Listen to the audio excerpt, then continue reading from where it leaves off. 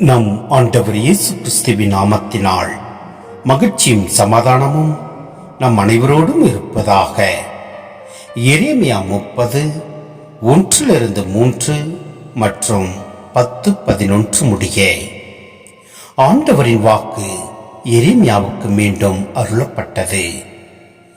இஸ்ரேலின் கடவுளாகிய ஆண்டவர் இவ்வாறு கூறுகிறார்: நான் உனக்கு சொல்லி இருக்கும் சொற்களை எல்லாம் ஏட்டு சுருளில் எழுதி வை, ஏனெனில் நாட்கள் வருகின்றன என்கிறார் ஆண்டவர். அப்பொழுது என்னுடைய மக்களான இஸ்ரேலையும் யூதாவையும் அவர்களது அடிமைத்தனத்தினின்று அழைத்து வருவேன். அவருடைய மூதாதையருக்கு நான் கொடுத்திருந்த நாட்டுக்கு அவர்களை திரும்பி வர செய்வேன். அவர்களும் அதை உடைமையாக்கிக் கொள்வார்கள் என்கிறார் ஆண்டவர். என் ஊழியன் யாக்கோப்பே, அஞ்சாதே, இஸ்ரேலே கலங்காதே என்கிறார் ஆண்டவர். தொலை நாட்டினின்று உன்னை நான் மீட்பேன். அடிமைத்தன நாட்டினின்று உன் வழிமரபினரை விடுவிப்பேன். யாக்கோப்பு திரும்பி வந்து அமைதியில் இளைப்பார்வான். அவனை அச்சுறுத்துவார் எவருமில்லர். நான் உன்னோடு இருக்கின்றேன், உன்னை மீட்பதற்காக உள்ளேன் என்கிறார் ஆண்டவர். எந்த மக்களினத்தார் இடையே நான் உன்னை சிதறடித்தேனோ அவர்கள் அனைவரையும் முற்றிலும் அழித்தொழிப்பேன்.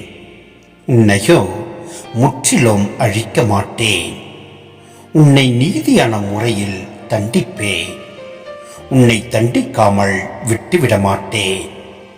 உன்னை எவ்வகையிலேனும் தண்டியாது விடே. சிந்தனை: விடுதலை பற்றிய வாக்குறுதியும் புதிய உடன்படிக்கையும் அறிவிக்கப்படுகின்றன. இறை வார்த்தையை ஏட்டு சுருளில் எழுதி வைக்க வேண்டும் என ஆண்டவர் இறைவாக்கினரை பணிகிறார். இதனை இரு விதங்களில் புரிந்து கொள்ளலாம். ஆண்டவர் சொல்லும் வாக்கும் எப்படியும் நிறைவேறும். இறை வார்த்தையின் அழியா தன்மையை இது எடுத்து காட்டுகிறது.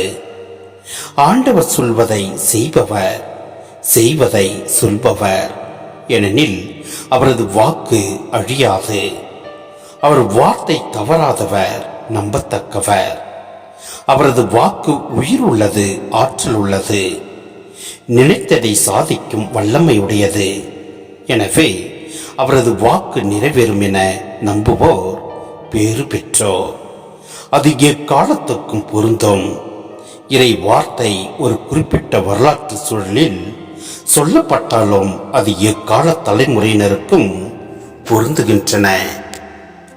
மக்களின் பாவத்தை முன்னிட்டு அவர்களை தண்டித்த ஆண்டவர் அவர்களின் வேதனையை கண்டு மனம் இறங்குகிறார். பிறரது துயர் கண்டு மகிழ்பவர் அல்ல நம் இறைவன். தண்டிப்பதும் அல்ல, நல்வழிப்படுத்துவதும் நெறிப்படுத்துவதும் தான் அவரது நோக்கம். வேதனையின் காலத்திலிருந்து விடுதலையை தருபவர் கடவுள். எனவே நம் ஆண்டவரில் முழு விசுவாசம் வைத்து அவரோடு நாம் ஒன்றித்து வாழ்வோம். எல்லாம் அல்ல இறைவன் நம்மை நிறைவாய் ஆசீர்வதிப்பார். ஆமேன்.